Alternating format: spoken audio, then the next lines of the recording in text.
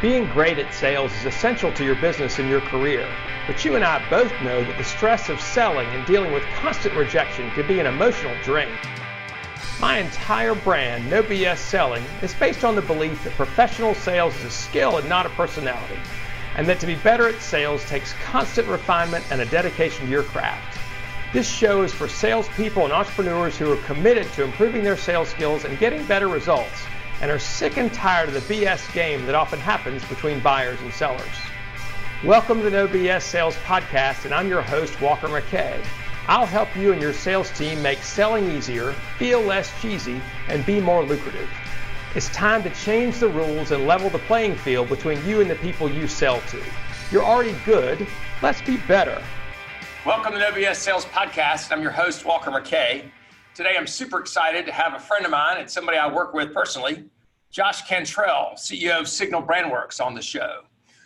Josh is going to talk to us about how you can message, how to have a better message for your business, how to tell people what it is that you do so that they understand, right? So we don't confuse this. And I know it's something that I screw up a bunch. Maybe you guys on the No BS sales team do the same. Important to listen today. This is great stuff. Hey, welcome to the show, Josh. Hey, Walker. Yeah, man. Glad to be here. Appreciate you having me on. Absolutely. Well, Josh, what's your story? How does one turn into a messaging consultant, a brand messaging consultant? Yeah, for sure. So I started my marketing business back in 2017 and was helping people with writing and helping them try to get leads and get more business in the door, more opportunities in the door. And one of the things I found that was the convergence of some of my skills was a problem that people were having with some of the things that I was kind of good at, like writing and digging into people, figuring out what people are interested in, what they're all about. But the problem most people were having was that they would spend a bunch of money on marketing, but they wouldn't have spent the time at the very beginning to think through, like, what are we actually saying? So, like, marketing, I think about marketing like a megaphone, and then, like, that's the advertising. We're spending a bunch of money on this really fancy megaphone, but we're not actually spending any time and money trying to figure out what we say into the megaphone. You know what I mean? So, like, we can end up wasting a bunch of money on marketing campaigns that are, like, just saying a whole bunch of garbage and nobody's engaging, and people are sitting back wondering, well, why are my sales efforts, why are my marketing efforts not producing the results I want? And a lot of times people think, well, it's because we're not on Facebook, or we need to be on YouTube, we need to be on Snapchat and TikTok or whatever. And maybe, yeah, right. But more likely than not, we need to figure out what we're saying so that no matter where we say it, it actually works better. So that's kind of like what that problem led me down the path of pursuing a little bit more training in this area. And the training the school of thought that I've kind of latched onto is called Story Brand. Some people probably heard it. A lot of people probably haven't, but it's a process for using the power of story, like the framework, the model that all good stories use to get people engaged and excited. It's applying that to your sales and marketing messages. So late 2017, I was like, I'm going to make a pivot and just decided to focus on that. And then the rest of our marketing that we've been doing, a lot of it we kept doing, it was just all better. Like, the results for our clients were better. It was a lot more straightforward, a lot easier. We were saying the right words in the megaphone, What did you study in college? I actually studied advertising. It's in a communications school. Yep. And so it was all like big business stuff. How did you develop your writing talent? Is that something you've had since you were young? Did you have a mentor or somebody to help you get there? Yeah, I was the kid in my high school English classes that, like, wrote more than they had to, not because I was really smart, but because I was really dumb. I didn't know how to, like, say the right words. I just, like, kept writing. I was like, crap. I cared about my grades, but I wasn't, like, great at it. And I was like, I'm just going to say as many words as I can, and that's going to be good. But no, it didn't make it better just by saying more words, which is kind of funny because I see a lot of. I do that with the way I do that, or I would like to think I used to do that with the way I talked. Right? Yeah. Wasn't very smart. Yeah. The more the better. Yeah. The more the better. Just vomit all over people. So. Yeah. So you mentioned the story. I think habit you asked about.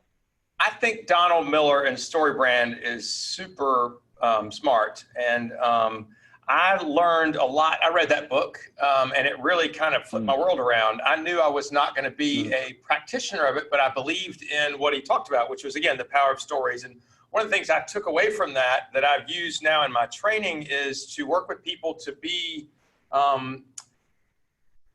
for them, when they go on a sales call, to be the guide and not the hero, to let your prospect or your client be the hero and you as a salesperson be the guide, which is typically the opposite of the way salespeople approach a sales call. Tell me about let's go back and talk about what is the power of stories and messaging? What is it about the story? Totally. Yeah. So, all right, get this. This is kind of a cool stat I like to throw out. So about 30% of the time we're daydreaming, except when we're listening to a story. Okay. So like you're talking to a prospect, they're daydreaming, right? Like you're at a conference, your mind is probably going to wander. You're talking to somebody, you're going to be in and out of like paying attention to them, except when we're listening to a story. That's why we can go to a movie, sit down for 2 hours and, we're locked in, and so what they found is that like over time, the same things that like our brains are hardwired to process stories, like how do they pass down information from generation to generation? It was stories. It was narrative. It was the idea of like, hey, this happened and then this happened. And that's how they passed along like large chunks of civil, your people group's knowledge from generation to generation before you can read and write. Right. And so our brains are kind of hardwired to listen to stories. And so why not use that, tap into that in our marketing and in our sales? And so that's kind of like where the story brand framework came from. And that's why it's effective, because stories are really, really good at compelling the human brain to do something, like not just to do something, but to understand something, and then to see why it's important and then to actually do something with it. So you just said something that kind of blew me away, and it makes perfect sense. That you said 30% of the time that you're talking to someone, make sure I get this right, 30% of the time you're talking to somebody or you're listening to someone, 30% of the time you're daydreaming and not paying attention. One of the things that can trigger you to pay attention is listening to a story, right? That people will listen to a story, but just general chatter, they're gone 30% of the time. Yep, exactly. Boy, that is powerful. That is something to really hang on to. That's amazing. Yeah, it's probably more than that, but especially when it comes to like reading your website or listening to your sales pitch. We'll talk about like what the alternative is, what are we talking about when we actually say story? It's not like, hey, Johnny, hey, I'm Johnny and I started here and here's my story. Like we'll talk a little bit more about how to actually use story too. So what is the story? And let me go there. What is a story and how do we use them? Yeah, for sure. So the story brand, there's a lot of ways you can talk through this conversation, right? But like the story brand framework brings a really powerful, simple, and clear structure to this conversation. And so I'll just kind of walk through that structure.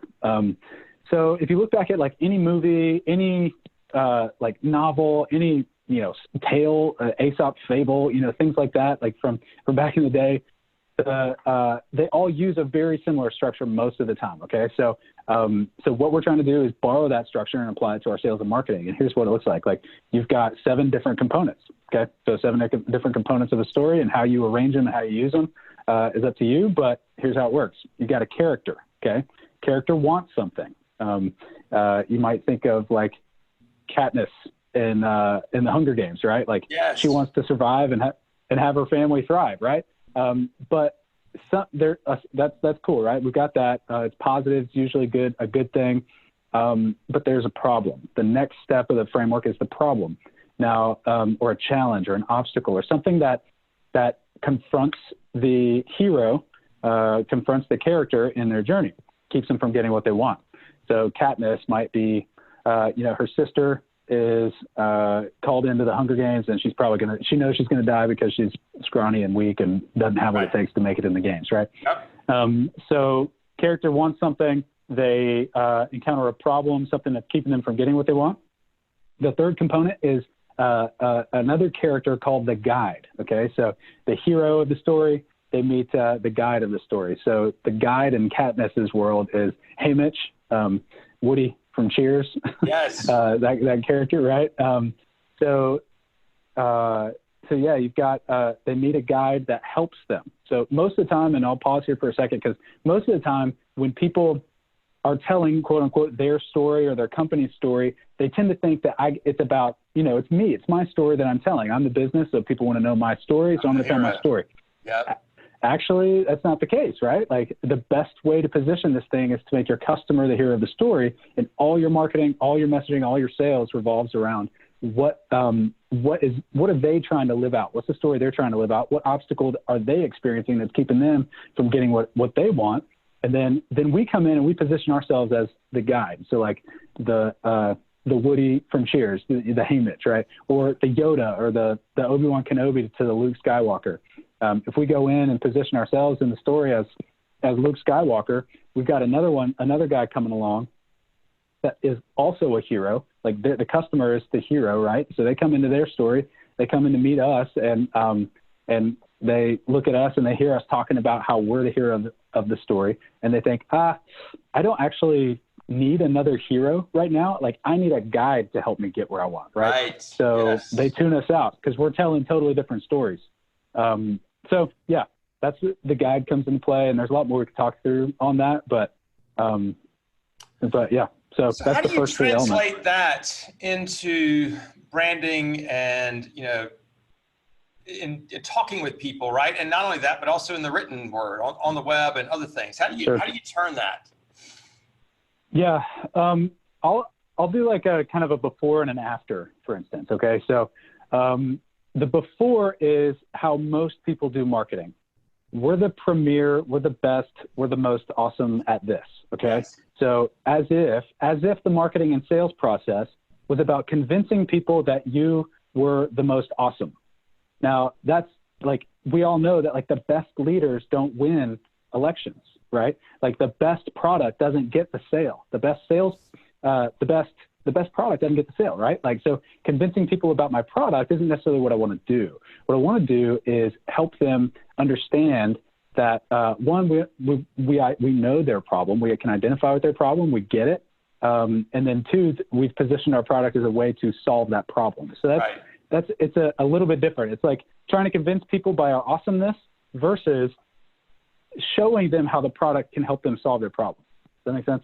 Right. And isn't it even before that, helping them understand that we understand them? Right. So we show how our product can help them, but it begins with us saying, look, we know people, we have been in your shoes. We know others who've been in your shoes. Here's what they have decided to do. Is that part of it, or am I adding that, making that up? No, yeah, absolutely. I mean, the concept you're talking about is empathy. And so a lot of times what we try to do is we try to say, like, we know what you're experiencing. I mean, even just saying we know how hard it is to find a printer toner refilling company that doesn't leave you high and dry, whatever. Right. We know how annoying it is. Yeah. So we identify with their problem, and all we got to do is just say, yeah, we know how annoying that is, and here's why we do it different. So that's an example of like an empathy statement. And yeah, plays a really key role in connecting with folks and making sure that they know that you know their problem. So one of the things you and I talked about, we've talked about it over time, was how does somebody write a one-liner? How do they say what they do clearly so that people don't go, oh yeah, blah, blah, blah, blah, blah, and ignore it, or say, oh yeah, you're one of those guys, and they lump you in the same bucket. You've helped people with that. How do you do that? What does that mean? Yeah, for sure. So let's start by just talking through a little bit about how people normally do it. People, let's say you're at a cocktail party and a potential client comes up to you, or somebody that could be a potential client. You want to get them interested, right? There's a couple of ways people typically, this guy's coming up to you, shaking your hand, and said, hey Walker, what do you do? And then now it's your turn, right? You got to say what you do in a way that gets this guy interested. But here's what most people do. It's usually something like this. I've seen two different things. If you've ever spent any time in like BNI or a networking group or something like that, where people actually give their pitches, you'll know exactly what I'm talking about. You'll say there's the guy that says everything that he does and just describes like, we do this, we do that, we do this, we do that. we're really good at this. We're the premier of this. They just blather on about everything. But there's nothing like that really hooks people and says, okay, that's interesting. Basically you vomit on them. Yes. What you do. Yes. And then the other idea is like, I don't know I need to come up with a name for this, but it's basically where they say like 3 or 4 words that sound really meaningful and powerful, but really mean nothing at all. They're like, we empower business solutions for leaders. You're like, but we elevate the recruiting process. Like, dude, shut up. That means nothing. Shut up. The other thing I've seen, it may be colloquial, maybe local here, but people also say what they do kind of arrogantly, like, and this is a specific example, I'm a commercial real estate. Or I'm a lawyer.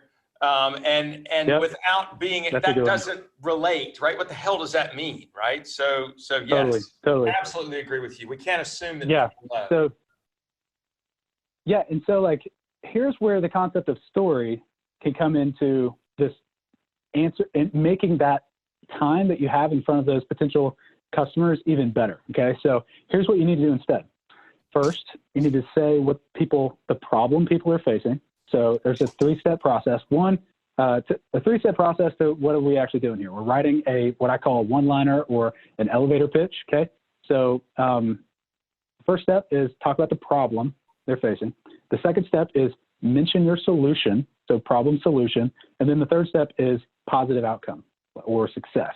Like, so problem, solution, and success are the 3 elements of writing just a really good, powerful, concise one-liner.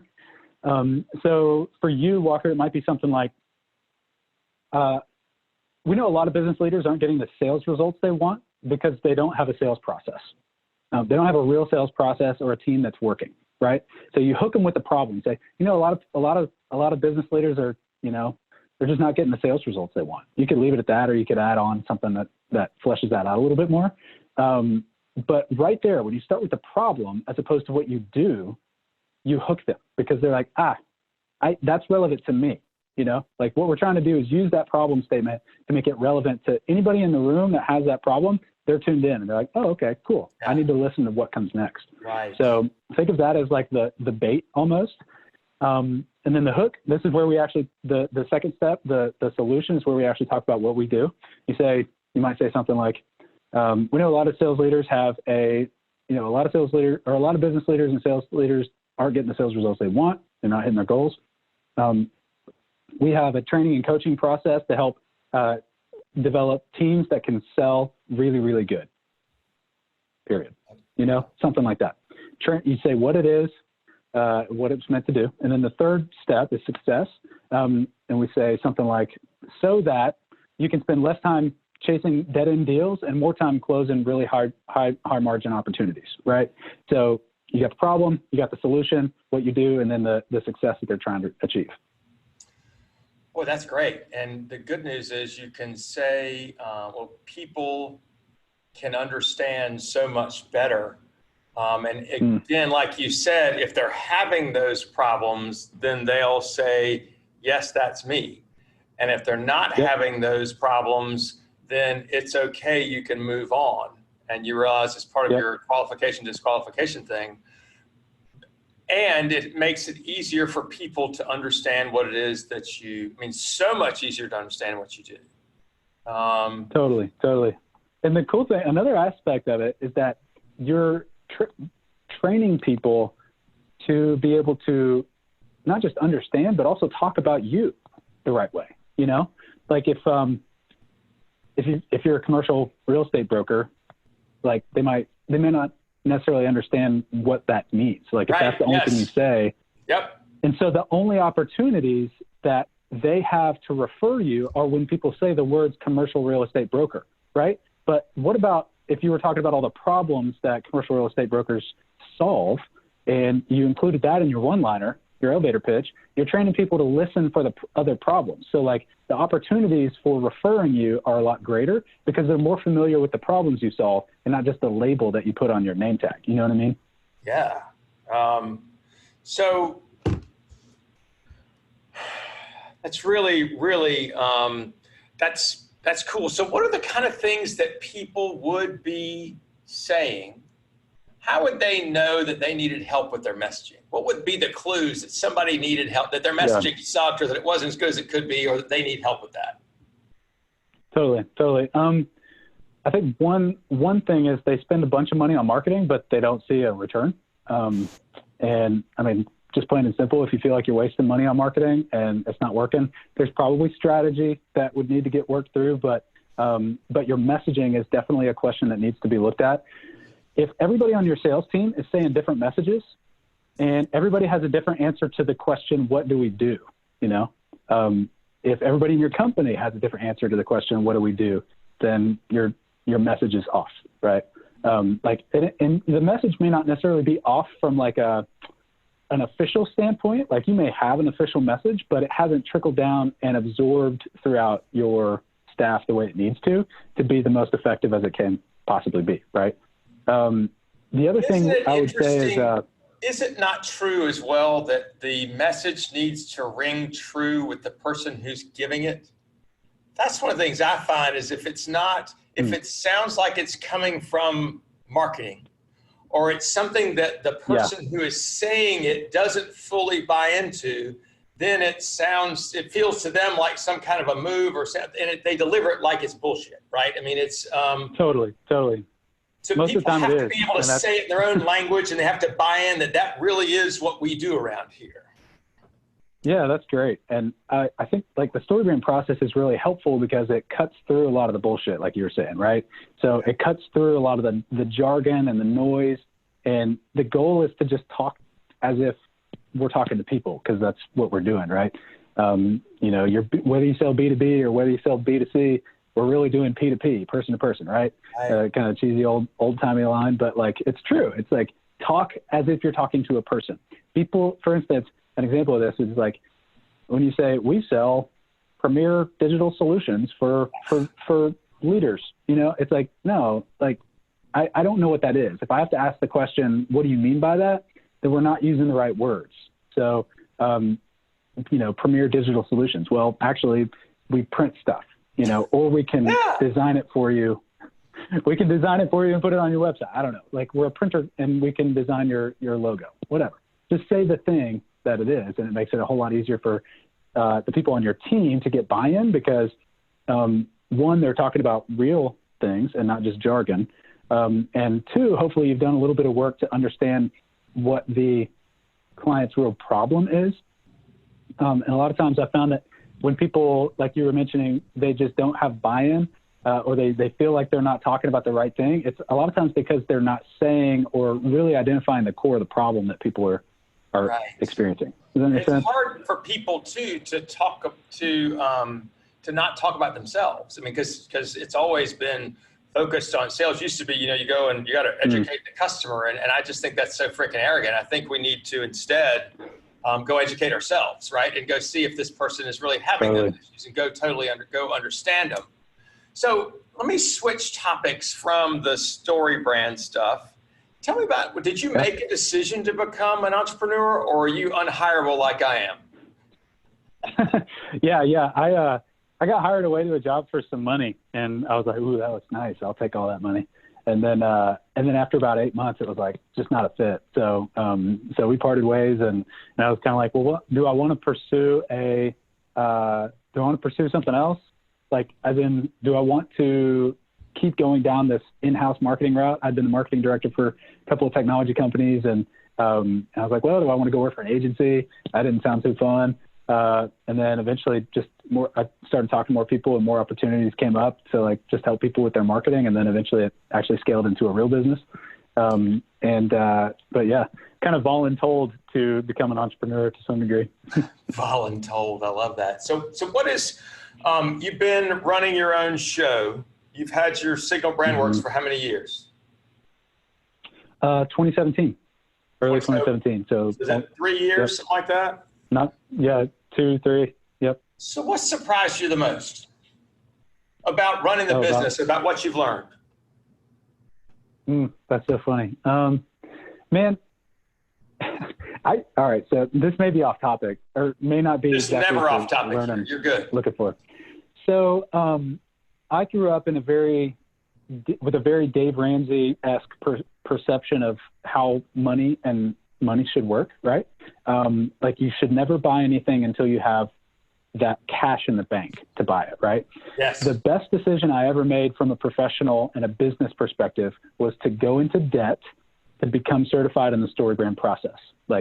And so learning how I think the thing that surprised me the most was how I could use leverage to increase my capacity to earn and to help people. So, you got to be careful with it, right? Just like, it is debt. You need to be careful with it. But, but that was one of the more shocking things. And now I have a ton of credit card debt and it's the greatest thing in the world. But I've just learned that hey, how can I use leverage, whether it's financial or other people, learning how to manage and use other people's time, energy, and effort to increase the results or the potency of my own work is another big thing. So, then I don't know. And then just realizing, I guess the third thing is realizing you know what, man, you got to be able to sell or you ain't going to eat.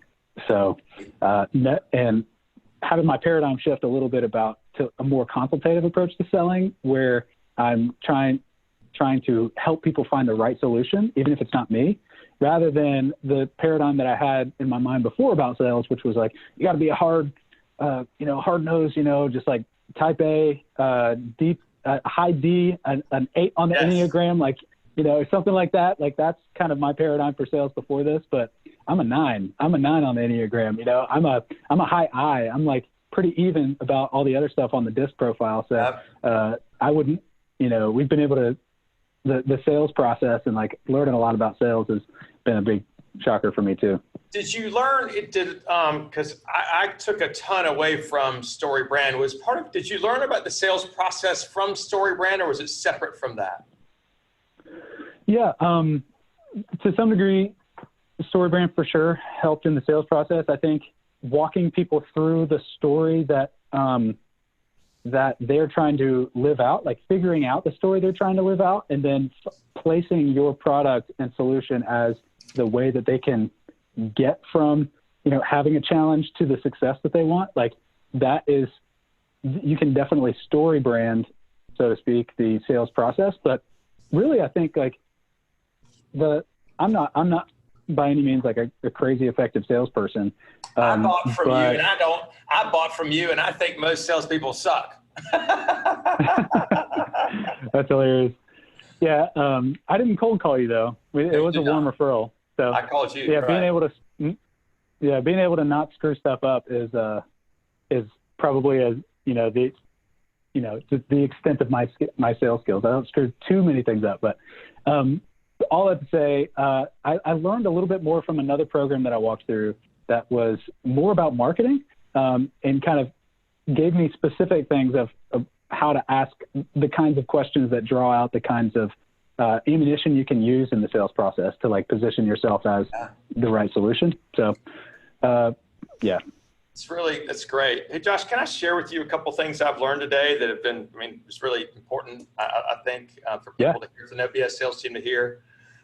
Number one, I love the three-piece thing for creating your one-liner, right? Is what's the problem? And then you mention your solution. And then what does a good outcome look like? I think that is really powerful and it's simple. I know it's complex, right? But it's simple on the out front. It's something that we should all be thinking about and focusing on.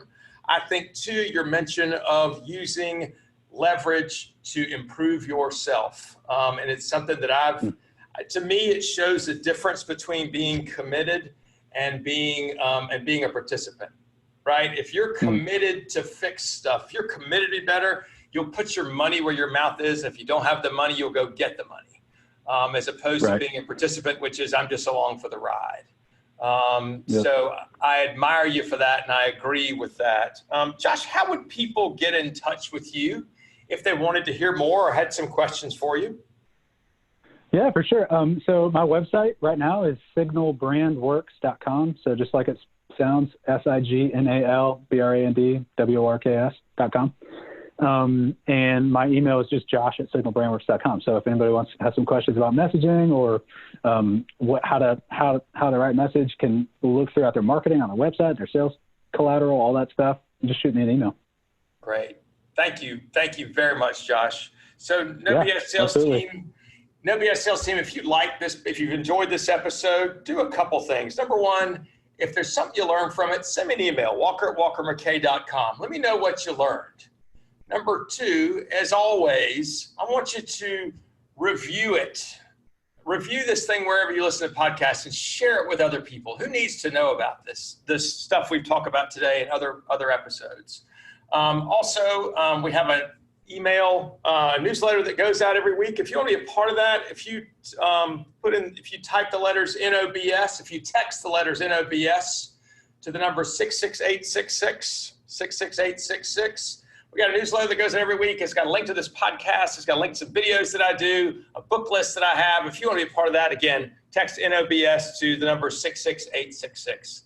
Thank you, No BS Sales Team, very much for listening to be a part of this. Hey, Josh, thank you so much for being on the show. You're the man. I appreciate it very much. Absolutely, man. Glad to be here. Thanks.